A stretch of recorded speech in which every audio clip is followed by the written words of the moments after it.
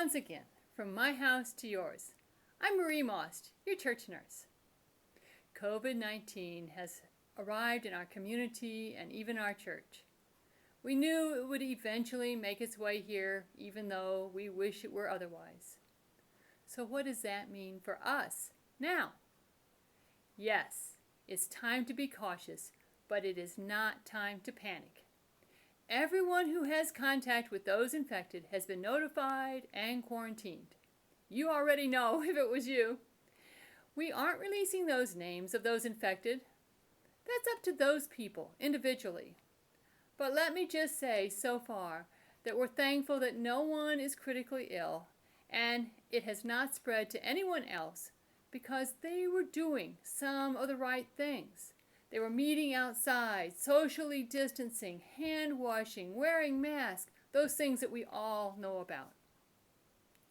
But let me use a calendar to demonstrate how the contact tracing works. Let's say the person first starts symptoms on Tuesday. A cough, fever, diarrhea, you know those things. That person should immediately isolate themselves and notify their family physician or get tested or somehow figure out, is it the virus or is it just something else? When it's determined that they do indeed have the virus, that's when the health department takes over. They will ask the sick person for the names of all the people that they had contact with the 2 days before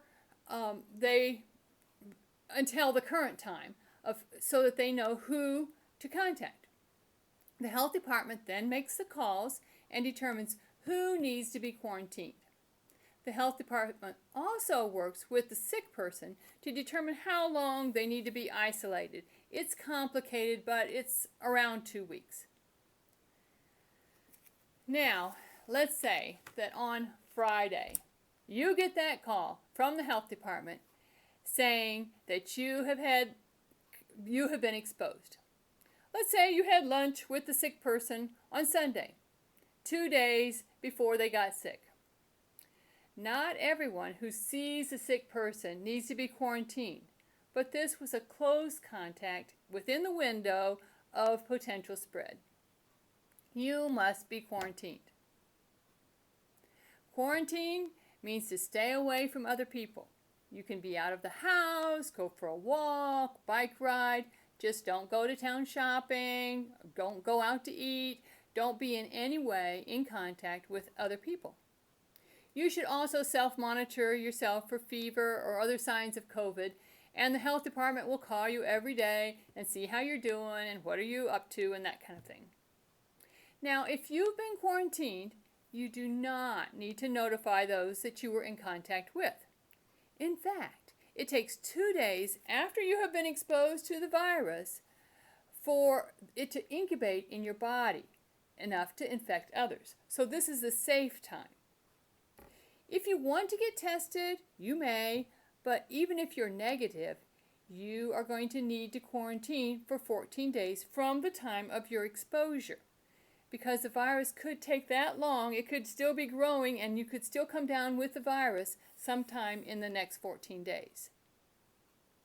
The way testing helps here is to reduce the concern you might have of spreading the virus to others before you knew you were exposed. So it's this window of time that it helps.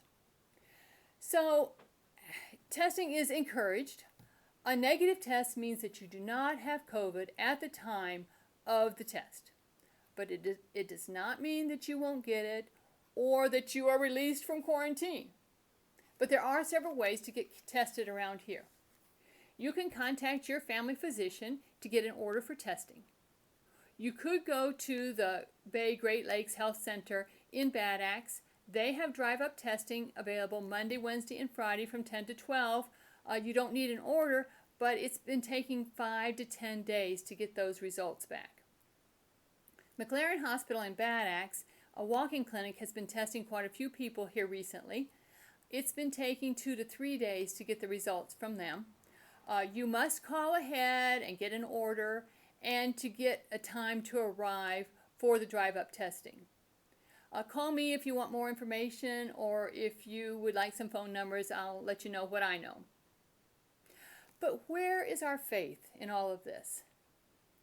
I believe God is at work and is ultimately in control, even though this is not what we want. A passage that has meant a lot to me this week is Jeremiah 29. The Israelites found themselves in a place that they didn't want to be. They had been taken, kicking and screaming, into slavery at Babylon. God's word to them was to build houses, plant gardens, settle in. This is in the same chapter as the verse that we often quote from Jeremiah 29:11. I know the plans that I have for you, declares the Lord, plans to prosper you and not to harm you, plans to give you hope and a future. Quite hopeful in the midst of their difficulty. But did you know that that comes right after verse 10 that says, when 70 years are completed for Babylon? Maybe it's time for us to settle in, build a house, plant a garden. No, this is not a place any of us want to be. But it is pointless to waste our time kicking and screaming, pointing fingers and arguing about what we should or shouldn't be doing. I believe God is asking us to find ways to build houses and plant gardens in this new place we find ourselves.